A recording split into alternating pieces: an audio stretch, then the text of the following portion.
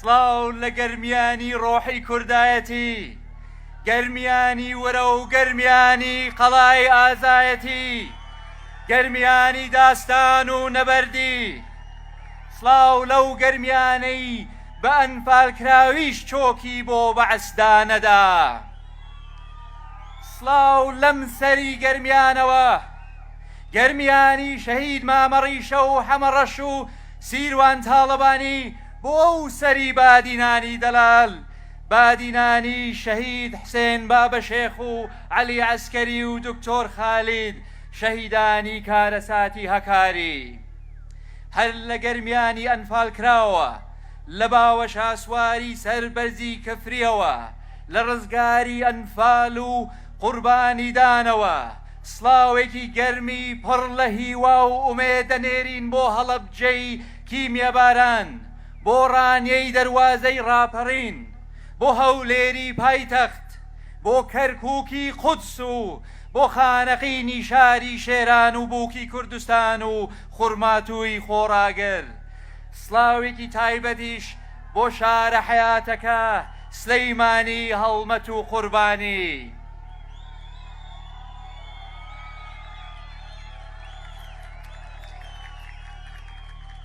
گەرمیانی ئازیزەکان، خۆشحاڵین ئەمڕۆ وەک هاوپەیمانی کوردستان، هاوپەیمانیەکەی سەرۆک مامجەلال و کاک نەوشیروان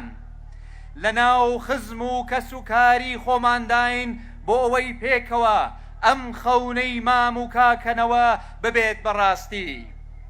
ئێمە لەوانە نین کە بە دروشمی باق و بریقەوە بینە ناوتان و بۆ مزایەدەی سیاسی باسی گەرمیان و کێشە و گرفتەکانی ئێوە بکەین،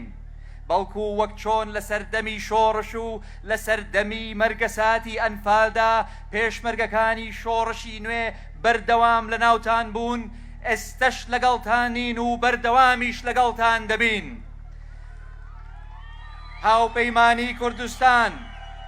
هاوپەیمانی کوردستان کە یەکگرتنی نێوان یەکێتی و گۆڕانە لەسەر ڕێبازە پیرۆزەکەی ئەو دوو کەڵە شۆڕش گێڕە، زیاتر لە هەر کەسولانێکی تر بە دەرد و ڕەنج و کێشەکانی ئێوەی گەرمیانی و کەسوکاری ئەنفال ئاشنایە. دەزانم لە ڕابردوودا لەوانەیە کەم و کورتیمان هەبوو بێت، دەزانم هیچ خزمەت گوزاریە قەرەبووی قوربانیدانی گەرمیان ناکاتەوە، بەڵام بەو توانا و بودجەی کە لە بەردەستماندا بووە هەرگیز درێغیمان نەکردووە لە خزمەتکردنی گەرمیان. لە لوتکەی قەیرانی دارایی بەڵێنمان پێدان جادەی کەلار باوەنور، جادەی کەلار ڕزگاری و جادەی ڕزگاری کەفری جێبەجێ بکەین. خاوەن بەڵێنی خۆمان بووین و جێبەجێمان کرد. بۆ ڕێگای کەلار دەربەندی خانیش کە خەمێکی سەرەکی تانە و کە خەمێکی سەرەکی هەمومانە، بودجەی پێویستمان داناوە و کارەکان بەردەوامە و لە ئایندەیەکی نزیکدا تەواویان دەکەین. ساڵی 2007 بەڵێنمان پێدان زەوی بەسەر زیندانیانی سیاسی و کەسوکاری سەربەزی شەهیدان دابەشکەین، دابەشمان کرد. هەر لە ساڵی 2007 کە لە قەیراندا بووین و کێشەی سەرەکی کەلار کێشەی نیشتەجێبوون بوو، ئیستیسنامان بۆ گەرمیان کرد و چەند پرۆژەیەکی نیشتەجێمان جێبەجێ کرد و پەسەند کرد. ئێستا خۆشحاڵین کە دەبینین کاری باشیان بۆ دەکرێت. پێرار بەڵێنماندا چارەسەرێک بۆ ئەو دوو کەڵەی ئاگری کێڵگەی حەسیرە بدۆزینەوە. پرۆژەمان بۆ دانا و تاکو ئێستا 80% تەواو بۆ و باقیەکەی لە ماوەیەکی نزیکدا چارەسەر دەکرێت و هەر بە هەمان هەنگاو کارەبامان بۆ گەرمیان و بۆ تەواوی کوردستان زیاد کرد. بەوەش ناوەستین، ئێستش بەڵێنتان پێدەدەین کە کێشەی نیشتەجێبوون بە تەواوی چارەسەر دەکەین، بە تایبەتی بۆ خەڵکی هەژار و کەم دەرامەت. هەروەها بەڵێنتان پێدەدەین بەردەوام دەبین و پرۆژەی نوێ بنیاد دەنین و هەتا بتوانین و بەپێی بودجەی بەردەستمان پرۆژە ڕاگیراوەکان دەست پێ دەکەینەوە. گەرمیانیە خوێنگەرمەکان، ئێوە دەزانن بۆچی لە ماوەی چەند مانگێکدا 15 جار سەردانی بەغدامان کرد؟ دەزانن بۆچی دەرگای هیچ لایەنێکی عێراقی و نێودەوڵەتی نەما لێی نەدەین؟ بۆ ئەوەی بەشە بودجەی شایستە بۆ هەرێم دابین بکەین تاکو بتوانین کێشەی موچە چارەسەر بکەین بۆ ئەوەی خزمەتگوزاری شایستە پێشکەش بە ئێوەی کۆمەڵانی خەڵکی کوردستان بکەین بۆ ئەوەی بەو بودجەیە وەبەرهێنانی زیاتر بکەین و ژێرخانی ئابووری هەرێم بەهێزتر بکەین و هەلیکاری زیاتر بڕەخسێنین ئەو کاتانەی ئێمە لە بەغدا بێدەنگی دەرگا بە دەرگامان دەکرد و بە سەدان سەعات دانووسانمان دەکرد بۆ ئەوەی پشکی هەرێم لە بودجەی عێراق دەستەبەر بکەین کەسانی مزایەدەچی گاڵتەیان دەهات و لە کوردستان و لە بەغداش دژایەتی ئێمەیان دەکرد تاکو و ڕێککەوتنەکەمان سەر نەگرێت کەچی هەر ئەوان ئێستا خۆیان کردووە بە پاڵەوان و فریاد ڕەس هەندێ لەو کاندیدانەی ئێستا دووبارە خۆیان کاندید کردووەتەوە لە 4 ساڵی کارکردنی پەرلەمانیان یەک وشەیان لە هۆڵی پەرلەمان نەوتووە کەچی هەموو ڕۆژێک مزایەدەیان دەکرد بەسەر ئێمەدا باوەڕ ناکەم هیچ کام لەو لایەنە سیاسی عێراقیانە هەر ناویان بزانن ئەوەندەی لە میدیای کوردی قسەیان کردووە نێو هەندە لە بەغدا قسەیان نەکردووە بۆیە ئەوان نە هیچیان کردووە نە هیچیان پێ دەکرێت ئێمە بێهاژ و هوش ئیشمان دەکرد و ئەوانیش جارێک ئێوانیش خەریکی قیڕەقیری ناو سۆشال میدیا بوون ئێمە لە ڕابردوودا سەلماندوومانە و لە داهاتووشتا بە دڵنیاییەوە نەک بە سەدان سەعات بەڵکو ئامادەین بە هەزاران سەعاتیش لە بەغدا دانوستان بکەین تا بەرگری لە ماف و داواکاریەکانی خەڵکی کوردستان بکەین ئێمە بە کردار شۆڕشمان کرد بە کردار ڕاپەڕینمان کرد بە کردار لە دەستوردا فێدرالیمان چەسپاند بە کردار شەڕی موچە و بودجەی خەڵکی کوردستانمان کرد و لەم خولەشدا بە کردار شەڕی دابینکردنی بودجە و موچە و خزمەتگوزاری تەواو دەکەین گەرمیانیە دڵگەرمەکان ئەمڕۆ هاتوین پلانە 4 خاڵەکەی هاوپەیمانی کوردستانتان بۆ ڕوون بکەینەوە پلانێکی ڕوون و تۆکمە کە پشت ئەستور بە دەنگی ئێوە جێبەجێی دەکەین پلانی یەکەممان بریتیە لە یەک ریزی بە پێکهێنانی هاوپەیمانی کوردستان بەشی سەرەتایی ئەم پلانەمان جێبەجێ کرد بە یەک ریزیمان لە بەغدا مافەکانمان وەردەگرین و خۆشگوزەرانی بۆ کۆمەڵانی خەڵکی کوردستان ئەگەڕێنینەوە بە یەک ریزیەک لەسەر بنەمای خەمی گشتی نەک بە نەفەسی یەکتر سڕینەوە و خۆ بەزلزانین پلانی دووەممان بەدەستهێنانی بودجە و موچەی کۆمەڵانی خەڵکی کوردستانە ئەمە ئەو خاڵەیە کە بەڕاستی کاری بۆ دەکەین نەک بە مزایەدە و هات و هاوار پلانی سێیەمیشمان پێشکەشکردنی خزمەتگوزاری زیاتر و باشترە کاتێک ئێمە توانیمان بودجەی شایستە بۆ هەرێم دەستەبەر بکەین ئەوە بەدڵنیاییەوە بەم بودجەیە خزمەتگوزاری باشتر پێشکەش دەکەین پلانی چوارەممان سەقامگیریە بە تایبەتی لە ڕووی ئەمنی و ئابووریەوە بۆ ئەوەی بتوانین بازار ببوژێنینەوە و هەلی کاری زیاتر بڕەخسێنین و بە پارێزراوی بژین گەرمیانیە ئەزیزەکان یەکێتیە دڵسۆزەکان گۆڕانە نیلی پۆشەکان ئەمڕۆ هاتوین بە ڕاشکاوی پێتان بڵین کە ئامانجێکی سەرەکی هاوپەیمانی کوردستان گەڕانەوەی هاوسەنگی هێزە بۆ کوردستان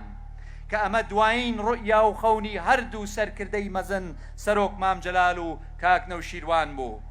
ئەگەر هاوسەنگی هێز نەگەڕێتەوە دیموکراسی و ئازادیمان دەکەوێتە مەترسیەوە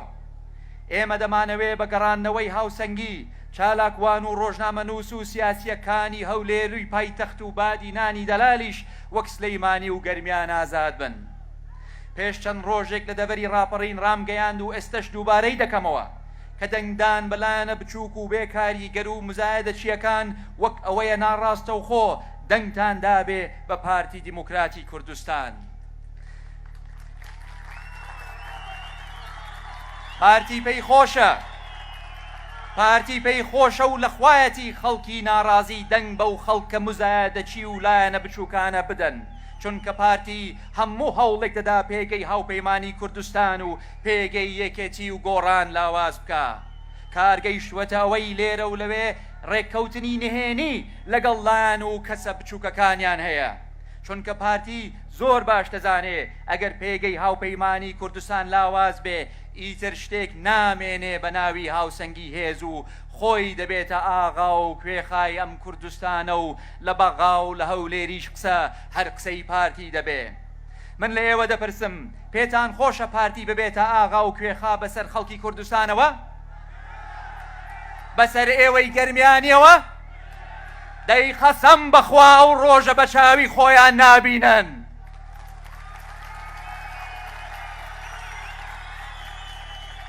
جەماوەرە دڵسۆزەکەی یەکێتی و گۆڕان، ڕاستە ئێمە بۆ ئەم هەڵبژاردنە هاوپەیمانی کوردستانمان پێکهێناوە، بەڵام چاومان لەمە زیاترە و ویستمانە ڕۆحی هەردوو سەرکردەی مەزنمان مام جەلال و کاک نەوشیروان ئاسوودە بکەین و خاڵ بە خاڵی ڕێکەوتن نامەی دەباشان جێبەجێ بکەین، چونکە بە یەکەوە بەهێزترین، بە یەکەوە دەبینە ئەو هێزەی ڕاستەقینەی خزمەتکاری کۆمەڵانی خەڵکی کوردستان،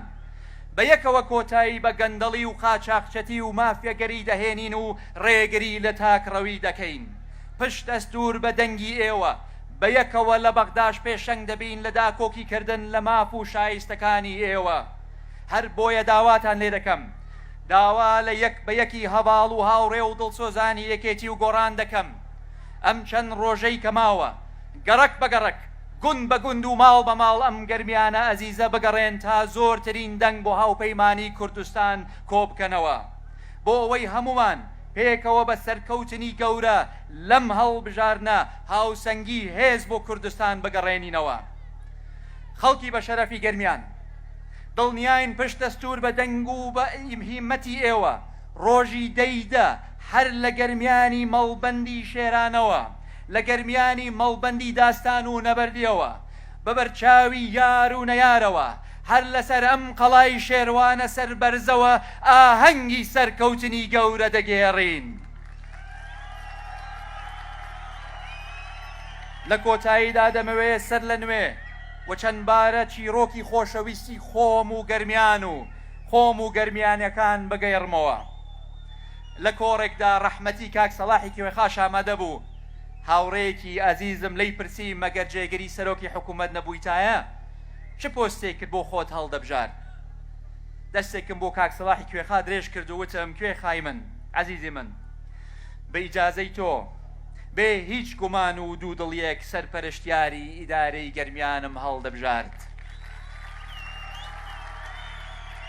بەڕێزان، یەک شتی تر هەیە ئەبێ بیڵێم پێشتر لەم منبەرەوە لەم قەڵای شێروانەوە وتومە و جارێکی ترش ئێڵێمەوە، ئەم ڕووباری سیروانە کە بە قەو کەلاردا دەڕوا دەیان جۆگەی لێبووەتەوە، بەس ڕووبارەکە هەر سیروانە و ئاوەکەشی هەر سازگارە. قەسەم بەخوا چەند جۆگەمان لێبێتەوە، سیروان هەر سیروانە و ئاوەکەشی هەر سازگارە و شەپۆلدا دەدات و ناوەستێ و ناسرەوێ تا سەر دەکەوێ، هەر شاد و هەر سەربەرز و هەر سەرکەوتوو بن.